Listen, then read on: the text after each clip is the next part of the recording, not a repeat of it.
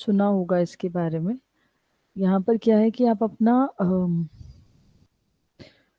जो कार आप सेल करना चाहते हैं, परचेज करना चाहते हैं, उसके हिसाब से उसका प्राइस वगैरह की बात हो सकती है, और यहाँ पे आप सेल परचेज करते भी हैं कांटेक्ट करके। तो ये डेटा सेट मैंने आपको भेजा है, ठीक है। तो एक प्रोजेक्ट की फॉर्म में देखेंगे कि प्रॉपर हम लोग कैसे काम करते हैं। अगर एक ML एल्गोरिदम लगाएं तो प्रिडिक्शंस मुझे करके देगा हमारा ML एल्गोरिदम। एक ही एल्गोरिदम हमने डिटेल में ज़्यादा पढ़ा है, दैट इज़ लीनियर रिग्रेशन। उसमें भी अभी डिटेल्स नहीं पढ़े, उसमें भी बहुत सारी चीज़ें अभी रह जाती हैं, बट स्टिल जितना पढ़ा है उसके हिसाब से हम ये कम काम कर सकते हैं। तो ये मेरे पास नेम्स हैं, कार के नेम्स हैं इसके अंदर, ठीक है। बहुत सारा डेटा है। देखिए कार का नेम जो है वो बहुत अलग अलग उसमें है, मॉडल के साथ है, तो कहीं न्यूमेरिक वैल्यू है, कहीं आपको कैटेगोरिकल वैल्यू दिखेगा एंड ऑल, ठीक है। देन वी हैव, पहले आप इसको रख लीजिए। इसको इंपोर्ट कराने का मैंने आपको बताया था, तो एक बार आप इंपोर्ट भी कराइएगा। और अगर जो लोग करा पा रहे अच्छी बात है, नहीं करा पा रहे तो फिर हम लोग उस पर बात करेंगे। प्लीज आप इसको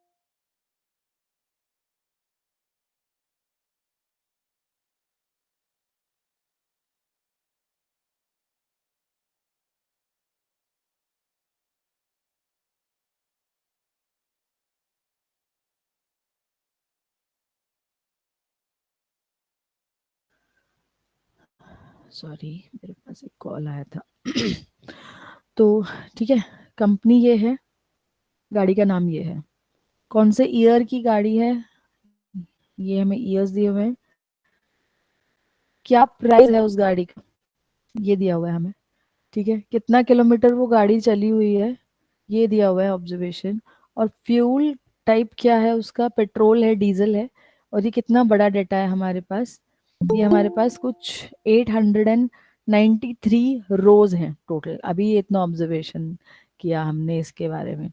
तो मैं आपको बता दूं, इस टाइप का जो डेटा है कंपनी से ऐसा ही आता है हमारे पास, ठीक है। किसी का भी एप्लीकेशन बनाना है, कुछ भी काम करना है, ऐसा ही आएगा। अब इसमें प्रॉब्लम क्या है इस डेटा के अंदर, यहाँ देखें अगर, तो यहाँ पर नेम जो है, कहीं पे आपके पास नंबर भी आ रहे हैं बीच में। तो इम्पोर्टेंट क्या है, इम्पोर्टेंट मेरे लिए Hyundai सेंट्रो है, या महिंद्रा जीप है, महिंद्रा जीप है, मारुति सुजुकी ऑल्टो, बस इतना ही मेरे ख्याल ज़रूरत है। बाकी ये VXI LXI इतना भी इम्पोर्टेंट नहीं है। तो अगर हम इसको क्लीन करने पर आएंगे तो हमें कुछ काम करना पड़ेगा। प्लस क्लीन कर दिया अभी आपने, तो भी हम लोग ML एल्गोरिदम जो है कभी भी आपके ये नहीं लेता, कैटेगोरिकल वैल्यूज नहीं लेता, उसको नंबर्स में चेंज करना पड़ता है। सेम ऐसे ही कंपनी के साथ भी होगा, इसको भी नंबर्स में कहीं चेंज करना पड़ेगा, ठीक है। ये तो है ही नंबर्स में, गुड। अब प्राइस की बात करते हैं, तो प्राइस में देखेंगे कि एक तो ये कॉमा है बीच में, आस्क फॉर प्राइस, एक एक एक यहाँ पे तो आस्क फॉर प्राइस ही है। तो इन कॉमर्स को हटाना पड़ेगा। ऑल्दो देखने में समझ में आ रहा है कि कितने की बात हो रही है, लेकिन अल्टीमेटली ये कॉमा मेरा एल्गोरिदम नहीं लेने वाला है। सेम यहाँ पर भी होगा, कॉमा हटाना पड़ेगा, ये किलोमीटर्स हटाना पड़ेगा, ठीक है। ये वाला ठीक है, फ्यूल टाइप, ठीक है। तो अब इसमें से मुझे देख करके बताइए कि अगर मैं एक लीनियर रिग्रेशन मॉडल अप्लाई करती हूँ, तो इसमें इंडिपेंडेंट फीचर्स कौन से हैं और डिपेंडेंट फीचर कौन सा है।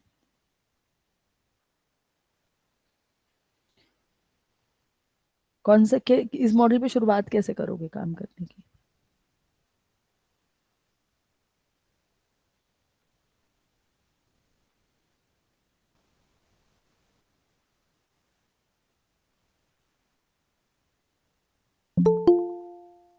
अरे ऑब्वियसली मैंने बोला कि ये सेल परचेज की बात हो रही है यहाँ पे, है ना। कि ये Quikr.com करके एक एप्लीकेशन है, वो क्या करता है, डिटेल देगा गाड़ी का, एंड वो आपको बताएगा कि आप इसमें सेल कर सकते हो अपनी गाड़ी या परचेज कर सकते हो। ऑब्वियसली प्राइस की बात हो रही होगी, है ना। Price will be a dependent feature, और बाकी के इंडिपेंडेंट फीचर्स होंगे। तो प्राइस ही प्रिडिक्ट करना होगा कि कितने में आप इसको खरीद सकते हो या कितने में आपको ये वाली टाइप की गाड़ी इस स्पेसिफिकेशन के साथ मिल सकती है। तो जहाँ पे भी सेल परचेज की बात आ रही होगी वहाँ पे प्राइस ही रहेगा हमारा डिपेंडेंट, जो कि आउटपुट निकालना है, प्रिडिक्ट करना है मुझे। तो मुझे एक ऐसा लीनियर रिग्रेशन मॉडल, लीनियर भी क्यों, मैं how how would I decide कि मैं लीनियर रिग्रेशन ही लगाऊंगी और रिग्रेशन ही लगाऊंगी? क्योंकि अगर हम इसको देखते हैं प्राइस को, तो ये कंटिन्यूस वैल्यूज हैं, ठीक है, कुछ ना कुछ नंबर्स हैं ये, और काफी डिफरेंट डिफरेंट है एक दूसरे से। अगर ये कैटेगरी होती कि 5 लाख से ऊपर वाले, 5 लाख से नीचे वाले, है ना, तो वो दो कैटेगरी हो जाती। इधर 5 लाख से नीचे वाली कार है या 5 लाख से ऊपर वाली कार है, तो उसमें आप क्लासिफिकेशन लगाते कि आपकी ये गाड़ियां जो है आपको 5 लाख से नीचे मिलेंगी, ये आपको ऊपर मिलेंगी, क्लासिफिकेशन लगाते। लेकिन यहाँ पे कंटिन्यूस नंबर्स है, तो मैंने आपको पहचान बताई थी कि लीनियर रिग्रेशन की पहचान क्या रहती है। आप कंटिन्यूस नंबर्स जहाँ देखते हैं आउटपुट में, वहां पे आप लीनियर रिग्रेशन लगाते हैं। लीनियर रिग्रेशन का बेसिक आइडिया क्या था?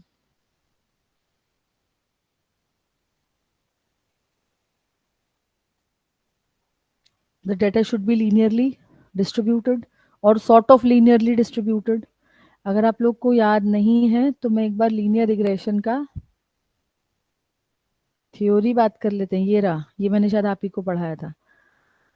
तो सिंपल, मल्टीपल, पॉलिनोमियल, तीन टाइप के लीनियर रिग्रेशंस रहते हैं। एक स्ट्रेट लाइन निकाली जाती है, your data must be linearly distributed और सॉर्ट ऑफ लीनियर होना चाहिए। तो उसका हम क्या करते हैं, जब प्राइसिंग मेरे पास कुछ इस तरीके से डिस्ट्रीब्यूटेड है, मैं क्या करूंगी, एक लाइन ड्रॉ करूंगी बीच में, y is equals to m x plus b को लेकर के, और उनका प्रिडिक्शन वैल्यू निकालूंगी। प्रिडिक्शन वैल्यू निकालने के बाद y prediction, sorry y actual, जो मैंने आपको यहाँ पे डेरिवेशन भी करवाया हुआ है शायद से, हाँ ये वाला आपका CGPA के फॉर्म में था। तो m का वैल्यू निकालना होता है, दैट इज स्लोप, और बी का वैल्यू निकालना होता है, दैट इज इंटरसेप्ट। तो इसका मैंने डेरिवेशन ही आपको करवाया था, जिसका लॉस फंक्शन हम लोग को मिनिमाइज करना होता है। लॉस फंक्शन का इक्वेशन ये करवाया था मैंने आपको, ठीक है। तो अगर नहीं याद है तो वो एक बार आप नोट्स कहीं बनाए होंगे या कुछ है, तो वो आप एक बार रिवीजन कीजिए, क्योंकि बिना उसके तो नहीं समझ पाओगे, ठीक है। You just need to revise the things. कहीं पे भी नोट्स बनाए ओपन कर लो, तभी हम लोग प्रोजेक्ट पे बात कर पाएंगे।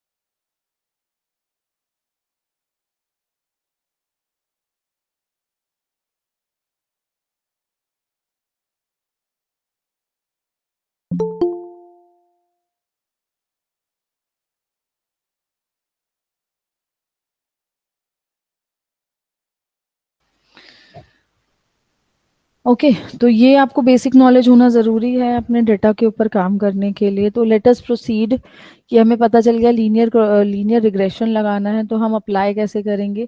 आप लोग को याद होगा कि मैंने आपको बताया था, जब भी आप अपना डेटा के ऊपर काम स्टार्ट करते हैं तो you need libraries like pandas, नमपाई, matplotlib.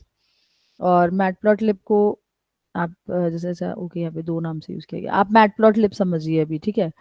Pyplot का अलग रहते हैं फीचर्स और मैटप्लॉटलिब के अलग रहते हैं, तो वो अलग अलग यूज किए गए हैं जस्ट फॉर प्लॉटिंग, ठीक है। तो ये लाइब्रेरीज बेसिक लाइब्रेरीज रहती हैं जो हमें डेटा एनालिसिस में पढ़ाई जाती हैं। तो ये पता होंगी तब हम इनके फंक्शंस यूज कर पाएंगे। हमने एक डेटा सेट रीड करना है अपना, रीड अंडरस्कोर CSV नाम से। जो लोग गूगल कोलैब पे काम कर रहे हैं वो लोग ये फोल्डर पर क्लिक करेंगे, ठीक है। और ये वाले आइकन पे क्लिक करके अपलोड कर लेंगे अपना डाउनलोड्स में से मेरे पास डाउनलोड्स में जैसे ये है क्विकर, कार, ओपन, और क्विकर कार करके मेरे पास आ जाएगा। ठीक है, तो आपको क्या करना है, राइट क्लिक करके कॉपी पाथ, और यहाँ पे वो पाथ को पेस्ट कर देना है। तो आई एम नॉट श्योर आप पूरा यहाँ पे वो कर पाएंगे, बिकॉज आपको ये चाहिए होगी, है ना, फाइल चाहिए होगी। चलिए देख लीजिए, सिर्फ कर तो नहीं पाएंगे आप पूरा। इसको एक सेकेंड में कॉपी,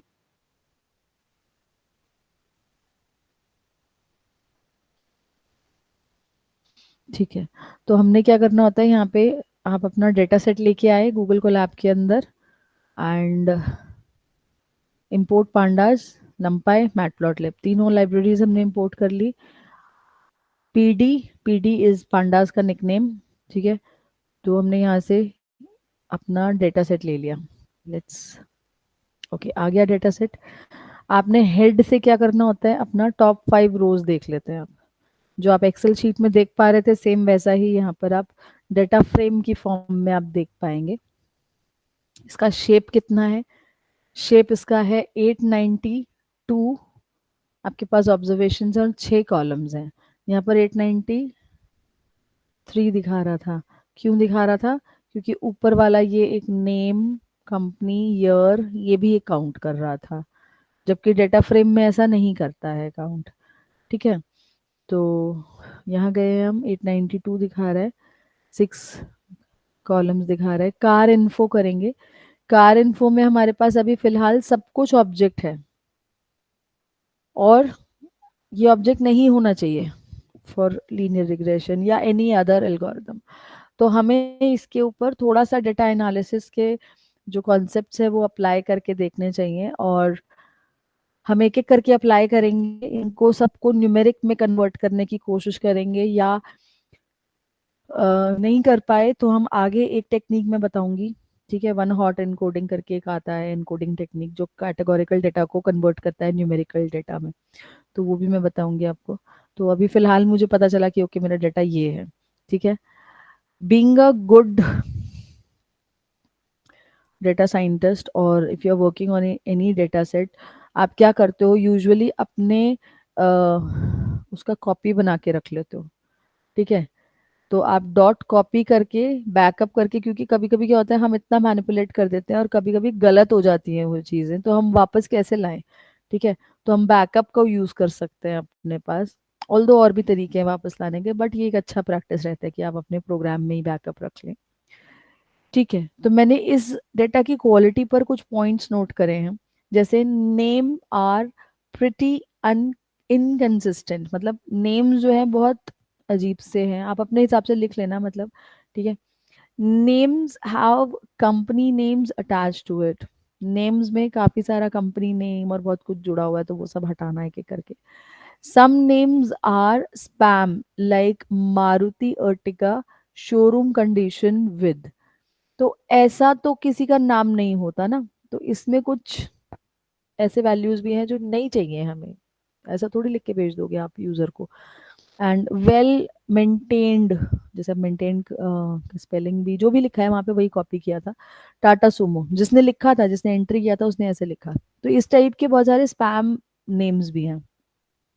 ठीक है, कंपनी के अंदर many of the names are not of any company use, like urgent or so on, ऐसी used, इस करेक्ट। तो हमें क्या करना होता है, इन चीजों को हम लोग पहले लिख लेते हैं साइड में, कि ये मुझे ठीक करना है।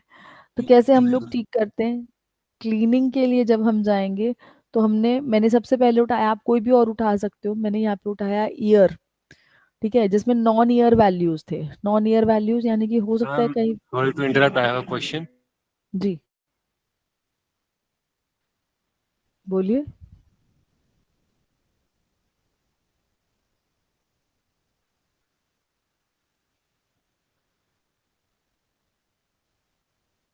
समवन हैज सेड कि किसी के पास क्वेश्चन है, क्या क्वेश्चन है।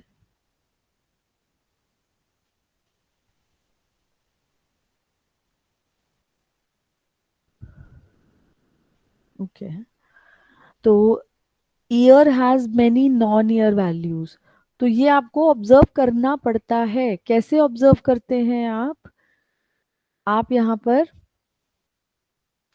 इस तरीके से लिखते हैं, कार आपके डेटा फ्रेम का नाम है और उसमें से एक कॉलम उठा रहे हैं आप ईयर नाम का, ठीक है। मैंने यहां रखा dot unique, dot unique function आपने अगर उसके ऊपर अप्लाई किया तो आपके पास यहाँ पर देखिएगा 2007 6 और यहाँ पर देखिएगा कि 150K टूर R15 जेस्ट, ये जो भी लिखा हुआ है ये यार ये क्या है आपके, ये ईयर तो नहीं है, जबकि टॉपिक जो हेडिंग दिया गया है वो ईयर का दिया गया है। तो यूनिक से एक ऐसा फंक्शन है जो आप अपने डेटा का उस कॉलम में क्या क्या यूनिक वैल्यूज हैं, वो कितनी बार रिपीट हुई हैं, वो सब हम नहीं निकाल रहे, बट क्या क्या अलग अलग वैल्यूज हैं वो निकाल पा रहे हैं। जैसे आपको याद होगा पाइथन में आपके पास सेट एक फंक्शन होता था, सेट एक डेटा टाइप होता था, सेट में क्या करते थे कि जितने भी यूनिक है वो दिखा देता था, हमें डुप्लीकेट्स हटा देता था, तो सेम वही है यहाँ पर, ठीक है। तो इससे मुझे पता चला कि यार कार में तो बहुत सारी चीजें हैं जो, कार अपने आप में देखो, एक तो ईयर दे रहा है वो स्ट्रिंग में दे रहा है, अब ये सभी स्ट्रिंग में है, तुम स्ट्रिंग में ही काम कर सकते हैं उसके ऊपर। तो हमने क्या किया, कार ईयर डॉट स्ट्रिंग, क्योंकि एसटीआर पे मुझे काम करना है, और इज न्यूमेरिक, इज न्यूमेरिक एक फंक्शन है वो इस पर अप्लाई होगा इन स्ट्रिंग्स पर, और जो जो न्यूमेरिक वैल्यूज आ रही हैं इसके बीच में वो उनको अलग कर लेगा, ठीक है। उनको अलग करके वो क्या करेगा, इस कार में एक अपडेट कर देगा, ठीक है, कार में अपडेट कर देगा, और आपका जो कार वाला, जो कार क्या है, कार हमारा डेटा का नाम है, ठीक है, कार इन्फो कार शेप ऐसे यूज कर रहे थे हम, तो वो उसमें अपडेट कर देगा। तो इस न्यूमेरिक वाले जो होंगे सिर्फ वही अपडेट होंगे, ठीक है। इट टुक टाइम बट हो गया, ठीक है। Year is an object change to integer, ultimately मुझे वो एसटीआर में चल रहा है, मुझे उसको क्या करना है, उसका एक आता है प्रीडिफाइंड फंक्शन है दैट इज एज टाइप, ठीक है। ये सब आप पढ़ोगे जब आप बहुत सारे डेटा सेट्स पे कर लेते हो तो इजी हो जाती हैं चीज़ें, बट कार ईयर पे गए हम, एज टाइप उस पूरे के पूरे कॉलम का नाम ही चेंज कर दिया हमने, इंट कर दिया, नाम नहीं सॉरी डेटा टाइप चेंज कर दिया, इंट कर दिया, और कार ईयर में अपडेट भी कर दिया। तो याद रखिएगा डेटा साइंस में या डेटा एनालिसिस में जब आप उसको अपडेट नहीं कराते हो तो आपने तो अपनी तरफ से स्टेप चला दिया, लेकिन अगर अपडेट नहीं कराया, अपडेट कराने का मतलब है जो भी यहाँ से वैल्यू आएगी वो इसमें असाइन हो जाए, तो वो नहीं होगी, इसलिए ये इक्वल टू में लिखना जरूरी रहता है, ठीक है। ओके, प्राइस की बात करते हैं, तो लेट्स टेक प्राइस, और मैंने यहाँ पर लगाया यूनिक, तो यूनिक से ही काफ़ी चीज़ें पता चल जाती हैं कि इसमें क्या क्या यूनिक वैल्यूज़ हैं। अब देखिए प्राइस कुछ इस तरीके से दिया हुआ है, अब सबसे बुरा बात तो यही लग रहा है कि ये जो सारे प्राइजेस हैं ये कॉमा सेपरेटेड है, तो इसको न्यूमेरिक में तो नहीं लिया जाएगा, ऑब्जेक्ट दिखा रहा है, स्ट्रिंग में है, ठीक है। और जैसे यहाँ पर मैंने लिखा भी हुआ है, कई जगह पे आपको आस्क फॉर प्राइस लिखा दिखाई देगा, जैसे यहीं पे दिखाई दे रहा है आस्क फॉर प्राइस, ठीक है। तो ये भी कोई न्यूमेरिक वैल्यू नहीं है, तो मैंने क्या किया, सबसे पहले तो इसी को हटाओ, वो लेना है जो not equal to ask for price है, उनको अपडेट करा दिया मैंने, और कार अपने डेटा सेट में अपडेट करा दिया, ठीक है। नाउ मुझे क्या करना है, मुझे कॉमास हटाने हैं, ये प्रोजेक्ट का ही एक हिस्सा रहता है ऐसे डेटा को क्लीन करना। तो कार प्राइस में अपडेट किया हमने, कैसे, उसको एसटीआर फॉर्मेट में वो है, हम रिप्लेस करते चले गए किसको, कॉमा को, खाली स्पेस से, स्पेस भी नहीं है, कॉमा को रिप्लेस करते चले गए हम ये इससे सिंगल कोट से, इसमें स्पेस दे दोगे तो स्पेस आ जाएगा, फायदा नहीं, फिर स्पेस हटाना पड़ेगा तो वो एक नंबर नहीं बनेगा, तो स्पेस के साथ आ जाएंगे वो, इसलिए हमने यहाँ पे स्पेस नहीं दिया, और एज टाइप भी साथ में ही लगा दिया, जैसे पहले 2 स्टेप में किया था वही काम एक ही स्टेप में कर दिया, तो एज टाइप इंट हो गया, and okay it is saying me कि ये चलाया नहीं, ठीक है चला दिया अब, तो हो गया होगा वो, ठीक है। ओके, किलोमीटर्स की बात आ रही है अगेन, किलोमीटर्स भी वही है, स्प्लिट किया गया है और रिप्लेस करना है मुझे कॉमा को स्पेस से, तो जहां जहां पे भी किलोमीटर आ रहा है वहां पे स्प्लिट करो। ठीक है, स्ट्रिंग में जहाँ पे आपके पास जीरोथ इंडेक्स उठाओ, उसका जीरोथ इंडेक्स उठाओ, और उसके बाद जो अगर कॉमा है या कुछ है तो उसको आप रिप्लेस कर दो। ठीक है, तो this is how you can clean it. और यहाँ पर भी वही है, इज न्यूमेरिक वाले रखो, ड्रिवन वैल्यूज जहाँ पे नॉन न्यूमेरिक वैल्यूज है उनको हटा दीजिए, एज टाइप में चेंज कर दीजिए इंट में। फ्यूल जो कार है जहाँ पे इज एन ए यानी कोई खाली जगह तो नहीं है, मतलब नॉट अवेलेबल होता है, इज नॉट अवेलेबल वैल्यू। तो अगर ऐसा कुछ है तो हटा दीजिए, उनको रिमूव कर दीजिए। एंड अभी जो जितना क्लीनिंग एंड ऑल सब चीज़ों के बाद में जो शेप बचा है वो बचा है 816, पहले था 92, अब 16 बचे हैं, इतने रोज बचे हैं। तो ऑलरेडी डेटा सेट छोटा था और बहुत छोटा हो गया हमारा, लेकिन क्लीनिंग करना भी ज़रूरी था। ठीक है, तो नेम जो है, नेम पर हमने ज़्यादा काम नहीं किया था, यहाँ पर मैंने थोड़ा सा नेम पे काम किया हुआ है कि स्टार्टिंग का 0 से लेकर के थर्ड इंडेक्स वैल्यू तक, यानी कि अगर उसमें लिखा है मारुति अर्टिगा, अगला नाम जो लिखा है वो ले लेगा, उसके आगे का वी एक्स आई जो भी लिखा हुआ था उसका वो सब हटा देगा, तो शुरू के 3 ले लेगा सिर्फ, and it will remove everything else.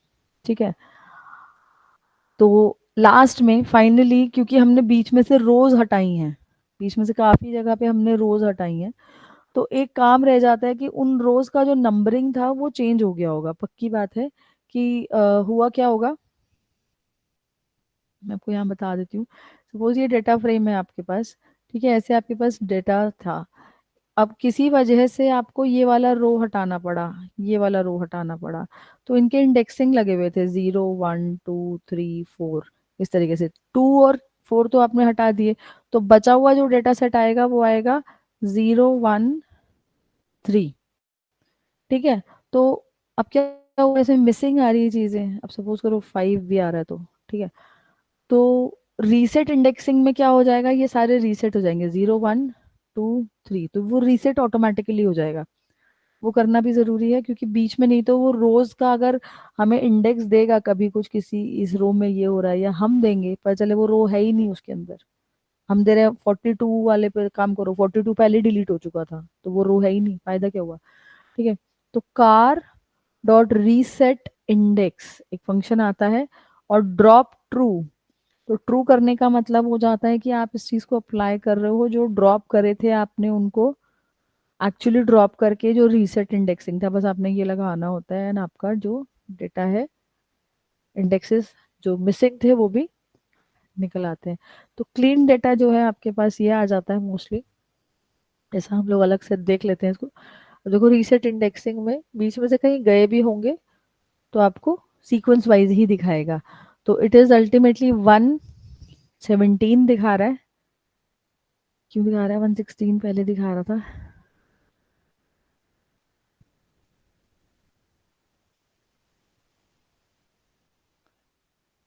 816 दिखा रहा था, पता नहीं मे भी कुछ हुआ होगा यहाँ पे, एक रो आ कैसे गई, 816 दिखा रहा था ना यहाँ पे, चलो पता नहीं, वो तो खैर क्या हुआ यहाँ पे देखी जाएगी। ठीक है, तो आई डोंट नो कि ये क्यों ऐसा दिखा रहा है, चलो ठीक है। तो क्या करते हैं हम अपने क्लीन डेटा को to underscore C S V करके एक हमारे पास फंक्शन आता है, हम उसको सी एस वी फॉर्मेट में कन्वर्ट कर देते हैं, जो भी हमने क्लीन करा अपने डेटा को, वो करा तो डेटा फ्रेम की फॉर्म में है ना, तो जब 2D डेटा डेटा फ्रेम के ऊपर काम कर रहे होते हैं तो आगे का काम वो फिर CSV फाइल के हिसाब से नहीं करेगा, जब हम PD के हिसाब से कुछ फंक्शन लगाएंगे तो वो उसके हिसाब से काम नहीं करेगा, तो हम लोग उसको एक क्लीन डेटा को भी एक CSV फाइल बना करके उसको सेव कर लेते हैं। एंड देन यहाँ तक हमारा क्लीनिंग चला था। ठीक है, अभी इन्फो चला के देखा तो देखें कि हमने सारे ऑब्जेक्ट थे इसमें से, हम प्राइस को और किलोमीटर को हम लोग जो है डेटा टाइप चेंज कर पाए हैं इसका, अभी जो किया था एज डेटा टाइप करके। ठीक है, नेम कंपनी ईयर, ईयर का भी तो किया था, ईयर का चेंज किया था ना हमने।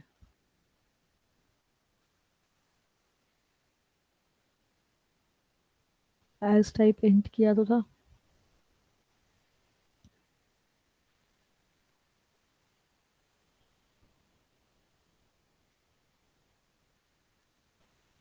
हाँ हो गया ना, वो शायद चला नहीं होगा।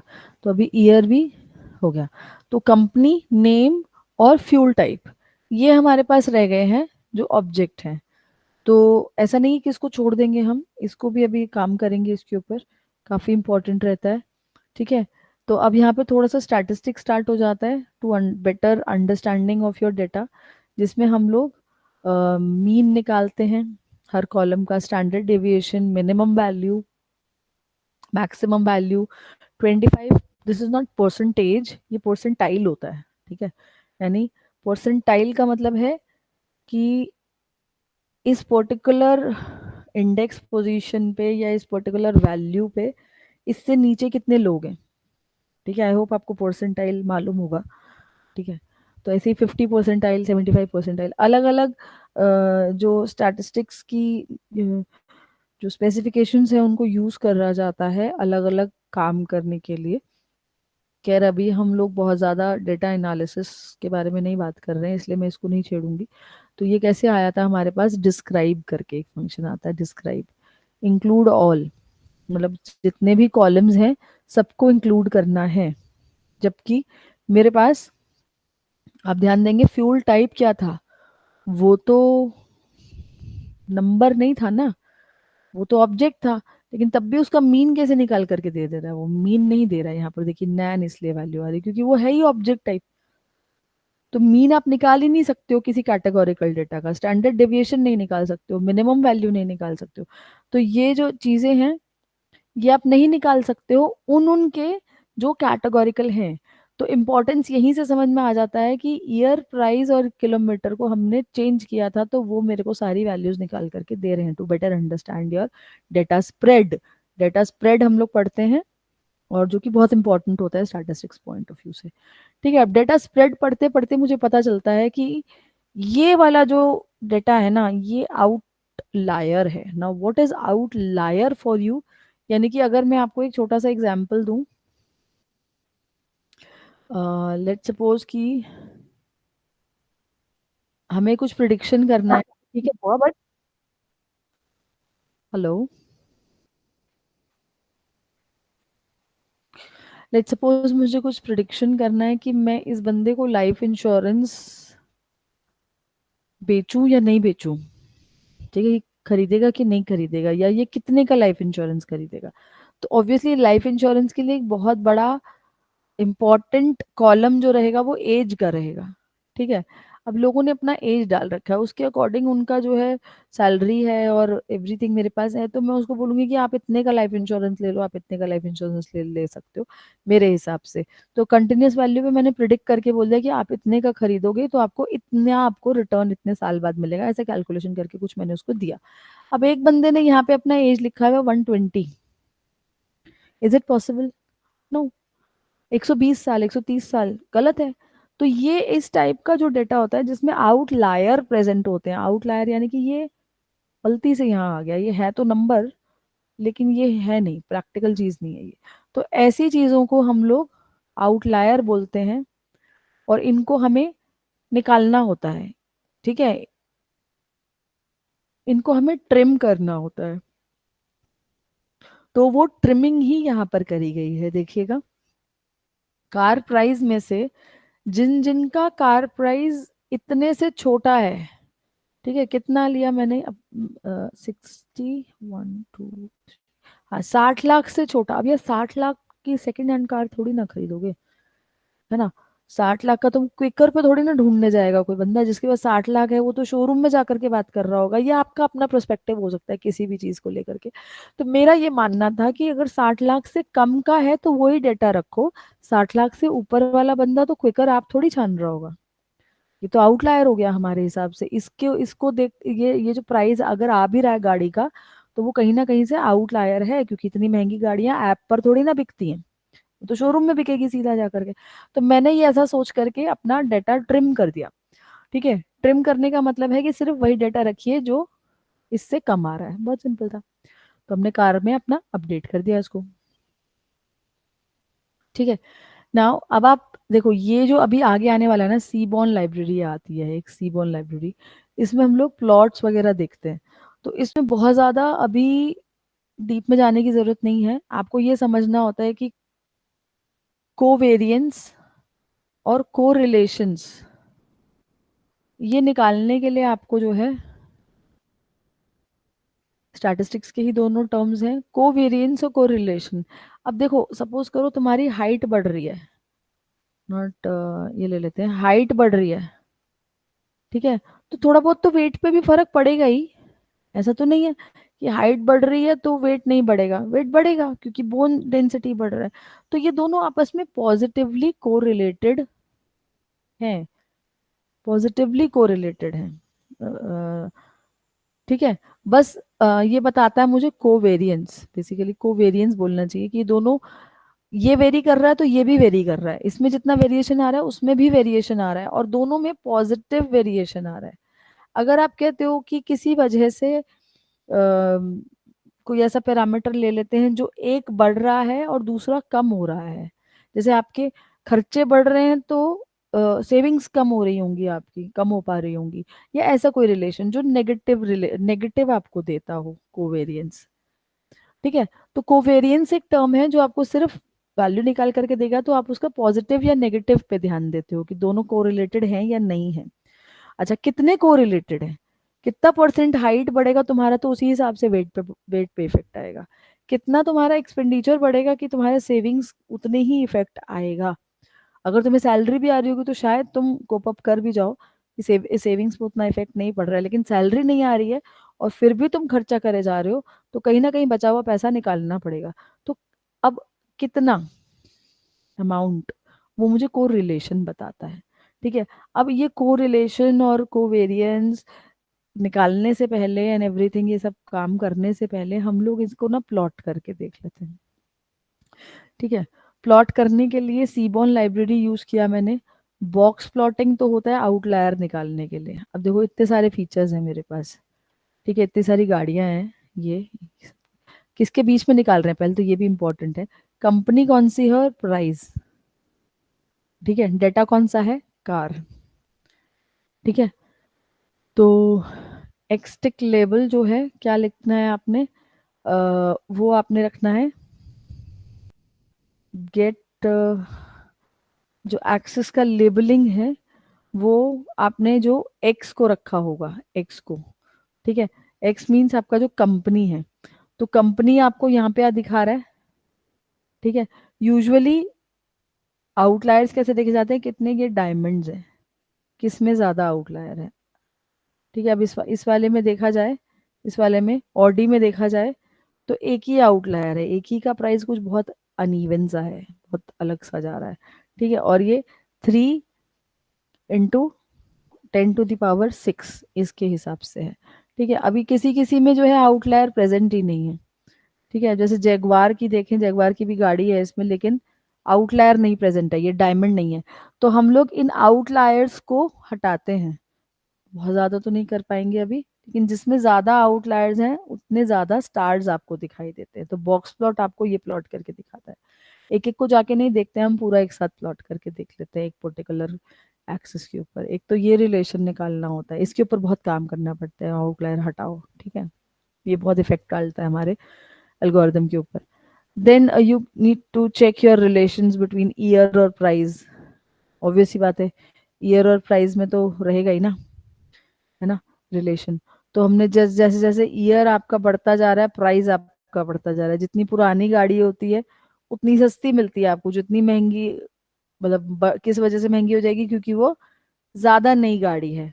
ऑब्वियस सी बात है। तो ये रिलेशन के लिए आपको ये चार्ट्स प्लॉट करने होते हैं, जिससे टू बेटर विजुअलाइजेशन से हमें ज्यादा क्लियरिटी हो जाती है। खैर ये सारे रिलेशनशिप वाले हैं अलग अलग टाइप के। देखो जैसे ये फ्यूल और पेट्रोल, तो डीजल वाले में देखो, सॉरी डीजल और पेट्रोल, इसमें देखो ये आउटलायर्स प्रेजेंट है। आउटलायर मतलब वही एक ऑड सा नंबर। ठीक है, तो ये रिलेशन छोड़ो, ये तो उसमें पढ़ते हैं ना जब डेटा एनालिसिस करते हैं, इसमें तो मतलब ही नहीं है।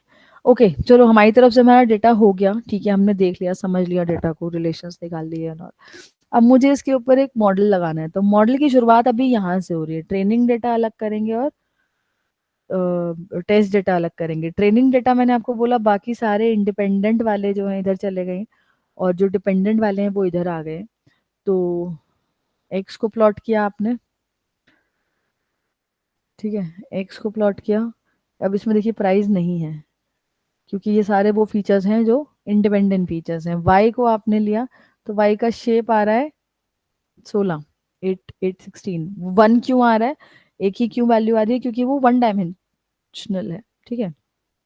ओके, ट्रेन टेस्ट स्प्लिट करते हैं, ये मैंने आपको बताया था कि 80% या जैसे यहाँ पे टेस्ट जो है 20% लिया गया है, बाकी का बचा हुआ उसमें चला गया है, ठीक है। तो आपने ट्रेन टेस्ट स्प्लिट किया सबसे पहले। साइकिट लर्न से आपने लीनियर रिग्रेशन को कॉल कराया। लीनियर रिग्रेशन से पहले, अप्लाई करने से पहले कॉल ही कराया अभी, ठीक है। वन हॉट इनकोडिंग अप्लाई करेंगे, ट्रांसफॉर्मेशन अप्लाई करेंगे, पाइपलाइनिंग स्टार्ट करेंगे और आर टू स्कोर इसको इंपोर्ट कराया। अब ये क्या होते हैं बहुत ज़्यादा डिटेल में तो नहीं बता पाऊंगी। वन हॉट इनकोडिंग देखिएगा, जैसे मैंने बोला कि मेरा जो फ्यूल टाइप का मेरा एक कॉलम है, ठीक है। इसमें कुछ पेट्रोल है, कुछ डीजल है, petrol petrol diesel, petrol petrol diesel diesel, ऐसा कुछ डेटा है मेरे पास, ठीक है। मैंने आपको बोला कैटेगोरिकल डेटा नहीं लिया जाता कभी भी, अपने मॉडल को नहीं देते हैं हम।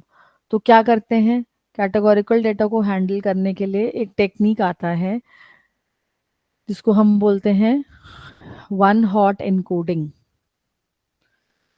वन हॉट एनकोडिंग ये क्या करता है, देखो ये दो कॉलम बना देता है, फ्यूल टाइप के ना दो कॉलम बना देगा, एक बनाएगा पेट्रोल का, एक बनाएगा डीजल का। ये पेट्रोल है, यहाँ वन देगा, इसको जीरो देगा। यहाँ डीजल है, इसको जीरो देगा, इसको वन देगा। पेट्रोल है, सॉरी, वन जीरो।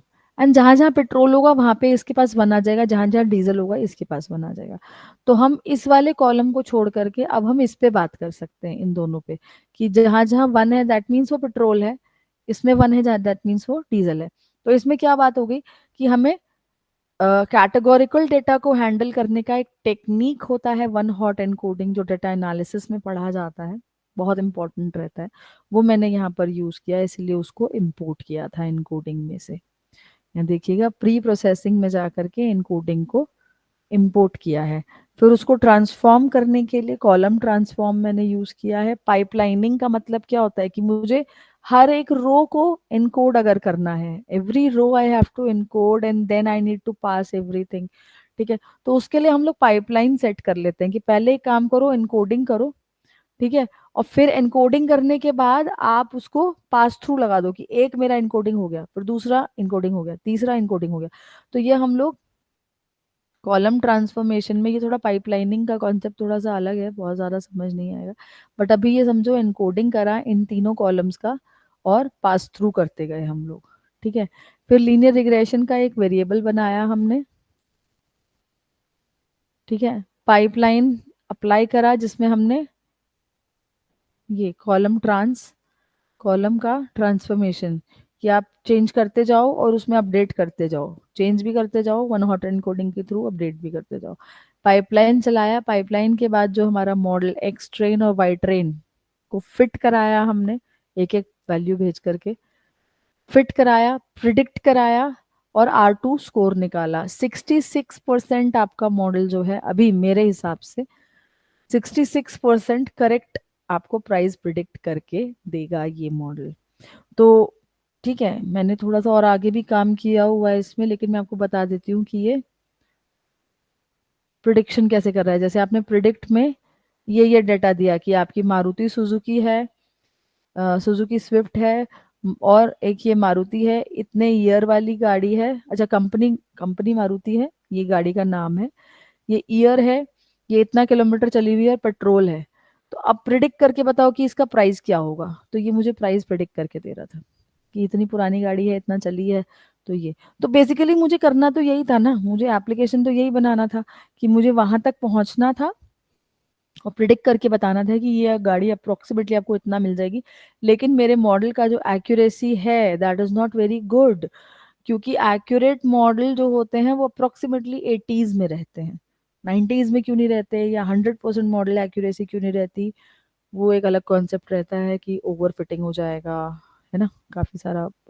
देखो थ्योरी तो बेटा इतना पढ़ना पड़ता है कि machine learning is all about theory, ठीक है, हर पॉइंट पे हर नंबर का क्या मतलब है वो पढ़ना पड़ता है, ठीक है। तो थ्योरी से तो हम 7 दिन में नहीं लड़ सकते, बट हाँ ये है कि हमने थोड़ा सा आइडिया ले लिया कि इस टाइप से हम लोग काम करते हैं, डेटा क्लीनिंग, प्री है प्री डिफाइंड फंक्शन सारे, हमें करना कुछ नहीं है, हमें सिर्फ अपना डेटा डालना है, आंसर निकालना है। फंसता इंसान कब है, जब किसी ने बोला कि यार मेरी एक्यूरेसी ना 80% आ रही है, आपको भी बहुत अच्छी आ रही है यार, इसका मतलब ओवर फिटिंग भी नहीं हो रहा, 80% एक्यूरेसी इज गुड, वो कह रहा है नहीं यार मेरे को जो है 85 तक लेके आना है। इंसान यहाँ फंस जाता है, क्योंकि सब कुछ उसने प्री डिफाइंड फंक्शन से किया, प्री डिफाइंड फंक्शन फिर अप्लाई करेगा, फिर वही आने वाला है, 80% ही आने वाला है। तो अब इंसान यहाँ फंस गया कि मैं ऐसा क्या चेंज करूं कि 85 हो जाए, यानी मुझे 5% एक्यूरेसी अपनी बढ़ानी है, R2 स्कोर बढ़ाना है, तो R2 स्कोर किस पे डिपेंड करता है ये भी तो पता होना चाहिए। R2 स्कोर को बढ़ाने के लिए या कम करने के लिए या स्टेबलाइज रखने के लिए क्या फीचर्स यूज हो रहे हैं पता होने चाहिए। तो एक एक चीज का अगर हमें डिटेल में थ्योरी मालूम होगा, तभी हम वो छोटा सा चेंज करेंगे और हमें आंसर्स मिल जाएंगे, ठीक है। I hope I am clear, यहाँ तक आप लोग के पास डेटा चला गया है। आप मुझे क्वेश्चन पूछ लीजिए, कॉज हमारा आज ये लास्ट डे है। हाँ शेयर कर दूंगी मैं कोड आपको।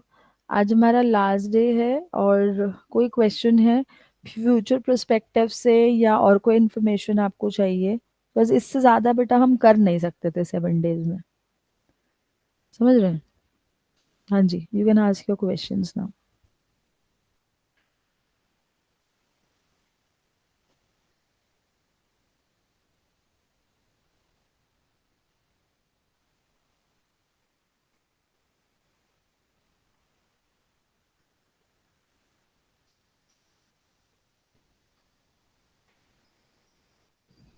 हेलो। हाँ वो मैं दे देती हूँ यार, ये लो, इसमें बहुत सारी चीज़ें, बहुत अगर प्रॉब्लम पड़े जैसे पाइपलाइनिंग वगैरह एंड ऑल।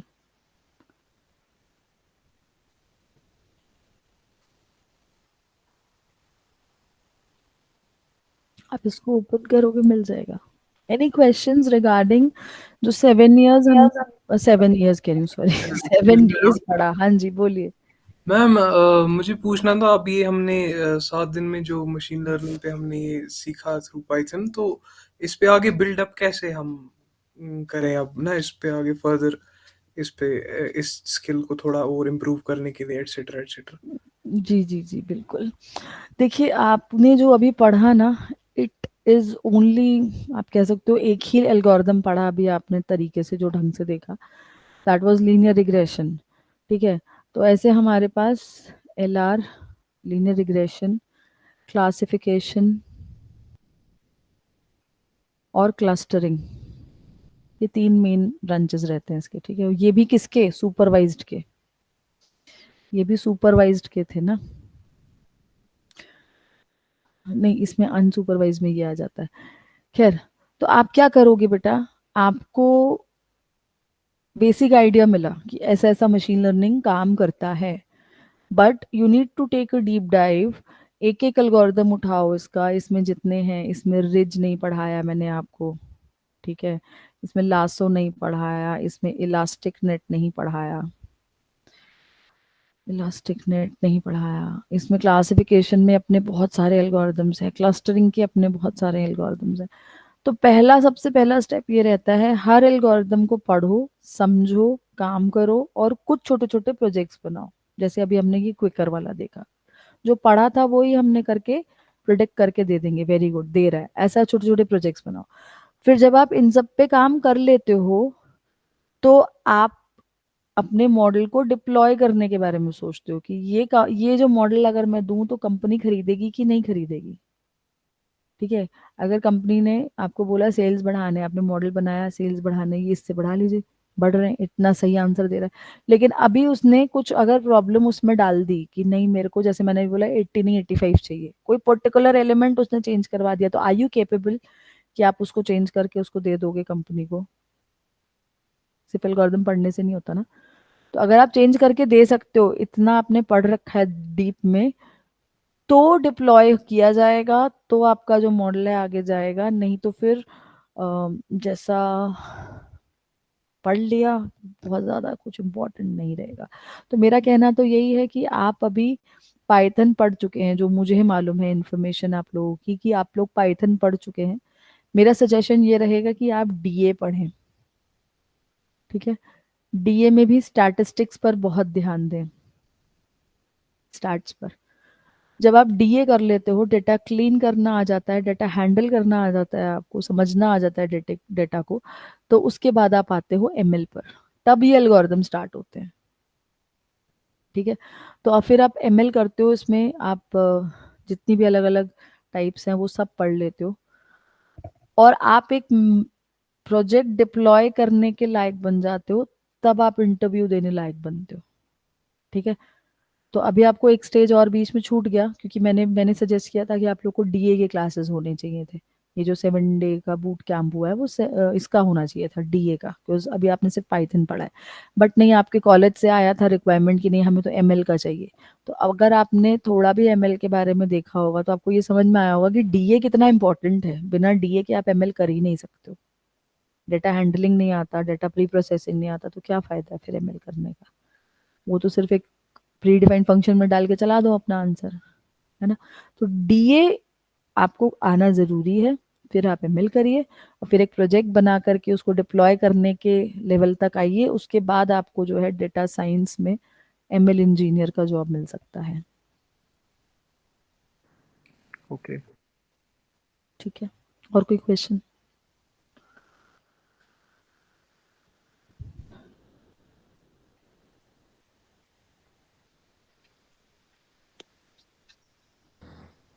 Hello, ma'am. हाँ जी। Ma'am, can you tell some of the important sources that we can go through? Sources means? Like from where we can just achieve more knowledge after this. Maybe some YouTube channels you might know, or some websites where we can dig deeper into this. See I work as a trainer in Setpa Infotech. I hope आपको मालूम होगा, सेटपा infotech की तरफ से आपको ये boot camp दिया गया है ना। Yes, ma'am. तो वी हैव कोर्सेस। तो डेटा एनालिटिक्स भी मैं पढ़ाती हूँ, मशीन लर्निंग भी मैं पढ़ाती हूँ। तो ऑब्वियसली आपको मैं तो यही सजेस्ट करूँगी कि आप एडमिशन लीजिए हमारे यहाँ पे। You can take online class और ऑफलाइन क्लास, दोनों रहते हैं हमारे यहाँ पे। इवन आप श्रीनगर से हैं तो अभी मैं आपको बता दूं, अभी भी मेरे पास एक बैच चल रहा है एमएल का। इससे पहले डीए पढ़ा था उन्होंने मुझसे, इससे पहले पाइथन पढ़ा था उन बच्चों ने मुझसे। तो वो श्रीनगर के काफ़ी बच्चे मेरे पास अभी भी पढ़ रहे हैं, और वो ऑफलाइन आए हुए हैं यहाँ पर। तो ऐसा तो मैं आपको यूट्यूब चैनल वगैरह तो नहीं बता सकती हूँ, क्योंकि वहाँ पे तो कुछ ऐसा फिक्स नहीं रहता ना चीज़ें। Yes, ma'am. ठीक है, तो आई वुड सजेस्ट कि आप आइए, सेट पर आइए, ऑनलाइन या ऑफलाइन जैसे आपको ठीक लगे। जी मैम। ठीक है, फिर और कोई क्वेश्चन नहीं है तो इतना रखते हैं। All the best.